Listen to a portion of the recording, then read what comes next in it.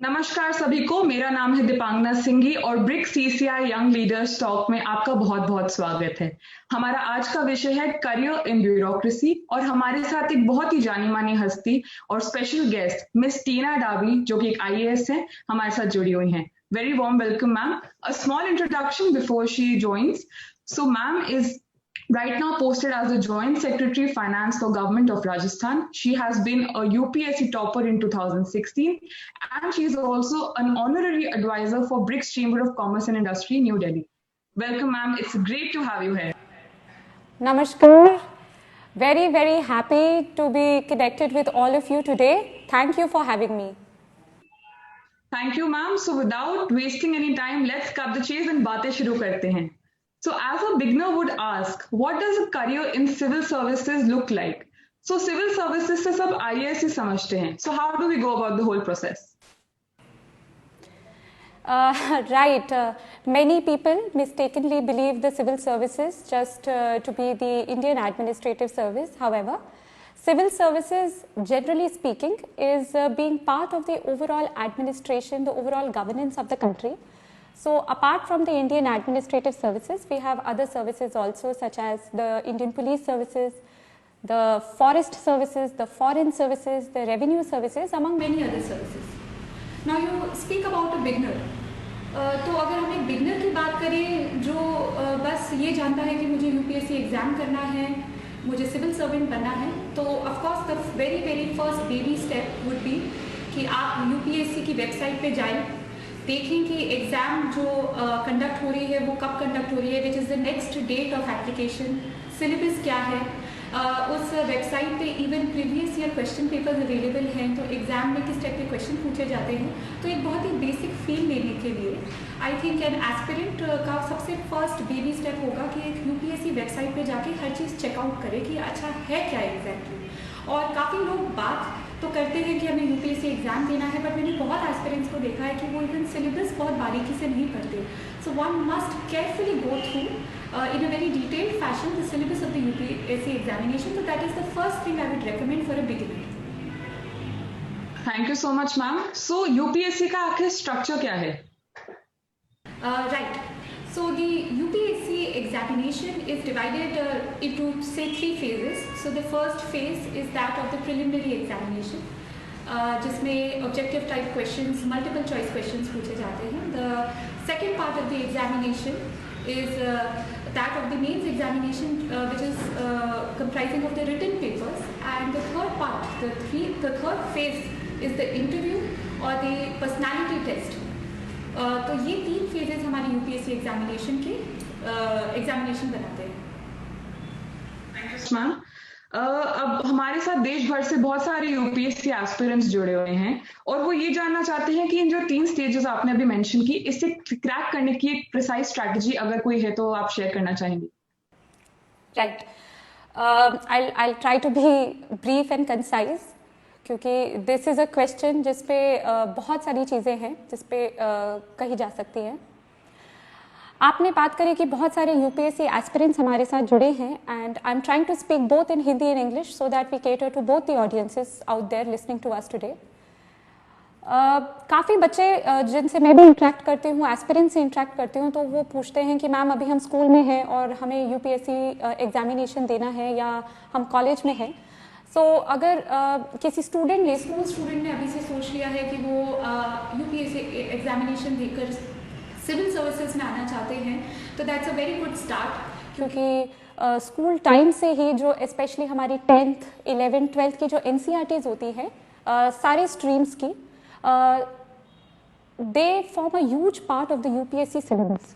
तो अगर आप एक स्कूल स्टूडेंट हैं अभी जो as a career civil service को टारगेट कर रहे हैं, तो प्लीज़ अपनी स्कूल की पढ़ाई जो कि स्पेसिफिकली एनसीईआरटीज़ हैं उस पर बहुत ज़्यादा ध्यान दीजिए, क्योंकि ये काफ़ी बड़ा चंक है ओवरऑल यूपीएससी सिलेबस का। कोई कॉलेज में है तो अभी से आप अपने ग्रेजुएशन सब्जेक्ट को अपने ऑप्शनल सब्जेक्ट की तरह देख सकते हैं और अभी से एक ऑप्शनल सब्जेक्ट की तरह उसकी तैयारी कर सकते हैं। तो अपार्ट फ्रॉम आप एनसीईआरटीज़ पढ़ लें स्कूल के या ऑप्शनल अपने ग्रेजुएशन सब्जेक्ट को एज एन ऑप्शनल सब्जेक्ट की प्लानिंग कर लें, so that will overall help you for the examination जब भी आप उसे देना चाहें।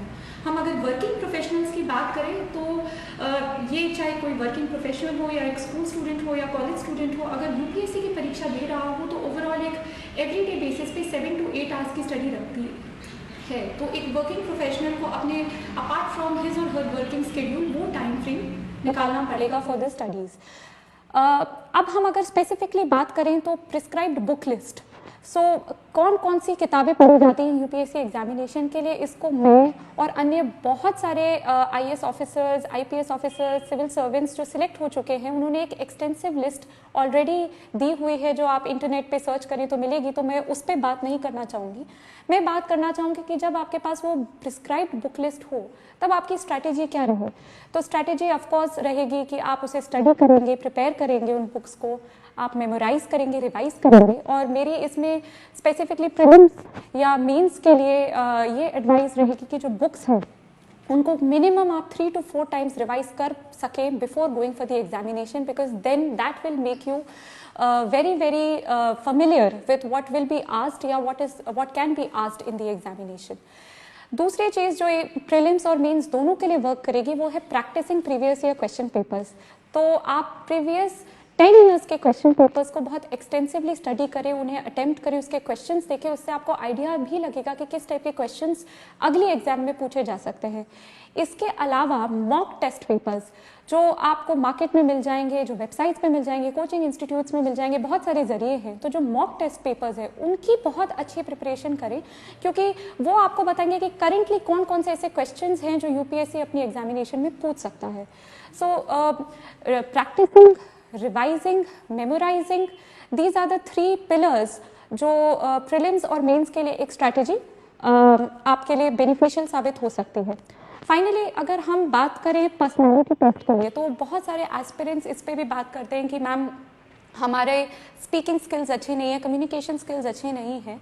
तो ऑफकोर्स पर्सनालिटी टेस्ट जो कि इंटरव्यू है वो काफ़ी ज़्यादा निर्भर करेगा कि आप कितना अच्छा अपने जो आपके ख्याल हैं, जो आपके थॉट्स हैं, how well you can put them into words. So of course you have to improve your speaking skills, and again ये प्रैक्टिस से होता है। सो आप चाहे मॉक इंटरव्यू टेस्ट लें या सिंपली एक मिरर के सामने प्रैक्टिस करें, but you have to practice how you present your thoughts in words and expressions. Apart from that, interview के लिए आप ऑलरेडी डिटेल्ड एप्लीकेशन फॉर्म जो भरते हैं उसमें आप खुद की ही बहुत सारी डिटेल्स बता देंगे, what has been your educational background, what are your hobbies, what are your extra curriculars, what are your interest, और काफ़ी सारे क्वेश्चंस इंटरव्यू पे जो आप खुद इन्फॉर्मेशन इसमें सप्लाई करते हैं उसी से पूछे जाते हैं। अपार्ट फ्रॉम दिस, जो प्रीलिम्स, मेंस या पर्सनालिटी टेस्ट की हम बात करें, एक चीज़ जो तीनों में कॉमनली होल्ड करती है वो है that you are very good in current affairs. तो आपको रोज़ न्यूज़पेपर पढ़ना आपके लिए मैंडेटरी है, आप करंट अफेयर मैगजीन्स पढ़ते रहिए। This will keep you abreast of current affairs, और इन तीनों फेजेस में करंट अफेयर्स से कुछ ना कुछ रिलेशन में कोई ना कोई क्वेश्चन आता ही आता है। So this is one thing which will be common. And अगर हम फिर से जनरल टिप्स की बात करें तो जैसे ये 3 फेजेस हैं, इन 3 फेजेस को निकालने में ही लगभग 1 साल लग जाता है। तो of course a lot of patience is required, hard work तो ऑफकोर्स आप देख सकते हैं कि 7 से 8 घंटे तो लग ही जाते हैं इतना वाइड सिलेबस कवर करने के लिए, बार बार उन चीज़ों को रिवाइज करने के लिए, क्वेश्चंस प्रैक्टिस करने के लिए, और जो मैंने पहले भी मेंशन किया current affairs. So this will give you a wholesome preparation for the comprehensive preparation for the examination.